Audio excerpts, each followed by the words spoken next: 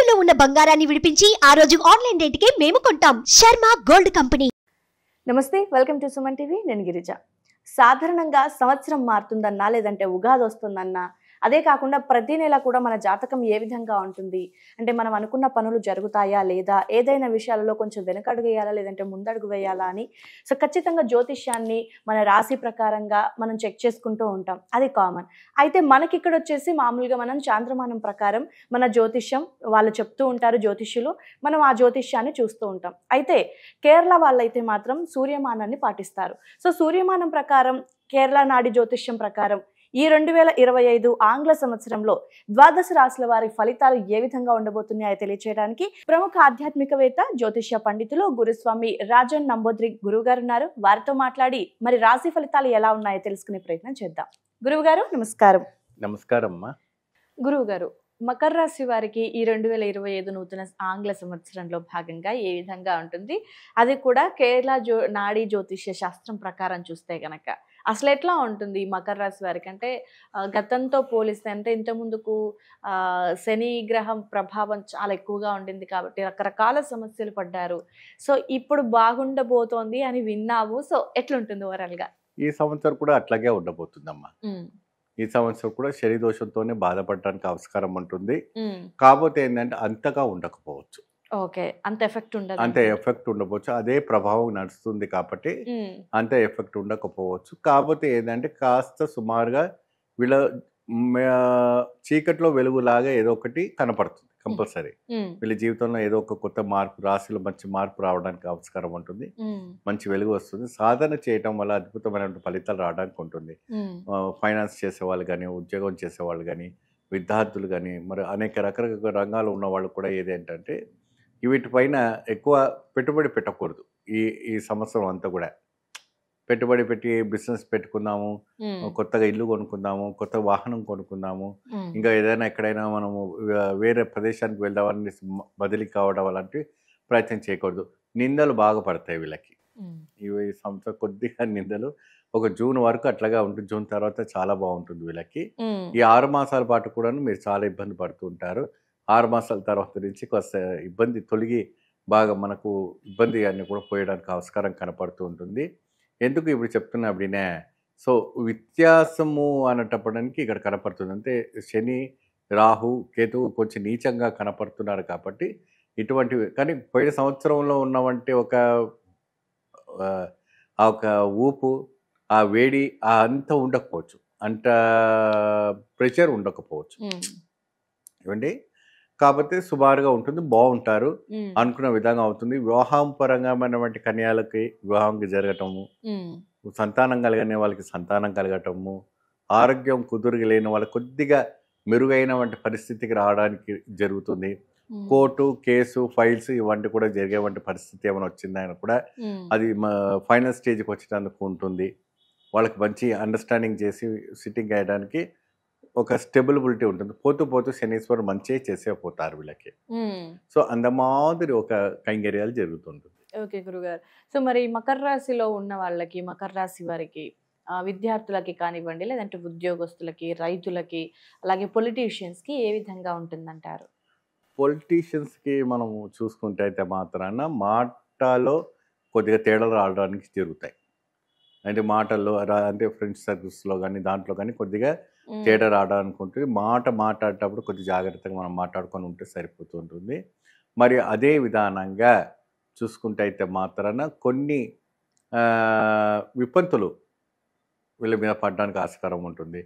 మరి ఉద్యోగంలో కూడాను కొద్దిగా వర్క్ సెక్షన్స్ పైన ప్రెజర్స్ పడడానికి ఉంటుంది.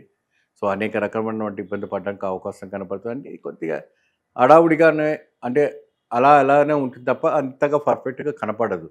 కానీ ఓవరాల్గా మీరు చూసుకుంటే అయితే మాత్రాన ఒక దేవత ఆరాధన చేసుకొని ఇటువంటి పరిహారం చేసుకుంటే మాత్రం మీకు జీవితంలో ఈ 25 సంవత్సరంలో చాలా చక్కగా బ్రహ్మాండంగా ఉండడానికి ఆస్కారం అనేది కనపడుతుంది. ఎందుకంటే ఆ నెగిటివ్ ఎనర్జీస్ అనేది తొలగిపోవాలి.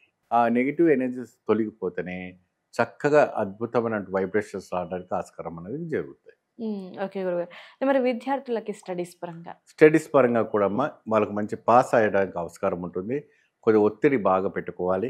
ఎముక ఆరోగ్యంగా కొద్దిగా క్షీణిస్తుంది, ఉమ్, ఆరోగ్యంగా కొద్దిగా బాధపడుతూ ఉంటుంది. ఉమ్, జల జలదోషం లాంటివి కానీ ఇంకా ఇతర దోషాలు కానీ అలాంటివి కనబడుతుంటాయి. అవన్నీ కూడా తొలగిపోవడానికి మంచి ఆస్కారం ఉంటుంది. విద్యార్థులు కూడాను ఒక సుమారుకు ఒక లెవెల్కి రావడానికి ప్రయత్నం చేస్తారు. ఉమ్. విఫలమైతే అవరు. అంటే విఫలం అంటే పాజిటివ్గా ముందుకు వెళ్తారు, వెనక్కి రావడం అనేది జరగదు. ఉమ్. ముందుకు వెళ్ళడానికి చాలా ఆస్కారం అనేది కనపడుతూ ఉంటుంది. గురుగారు, అంటే వేరే రాశి వాళ్ళకి పంట మార్పిడి చేస్తే బాగుంటుంది అని అన్నారు కదా, సో మరి ఈ మకర రాశి రైతులకి ఎలా ఉంటుంది పంట పరంగా? వీళ్ళకి ఏంటమ్మా, ప్రతిరోజు కూడాను కష్టపడింది నడవదు. అవును. ఏమండి, కాకపోతే ఏంటంటే కొంతమంది రైతుల్లో ఆ, పందుల పెంపకం చేసే వాళ్ళు ఉంటారు, కోళ్ళు వ్యాపారం చేసే వాళ్ళని కూడా రైతులే అంటారు.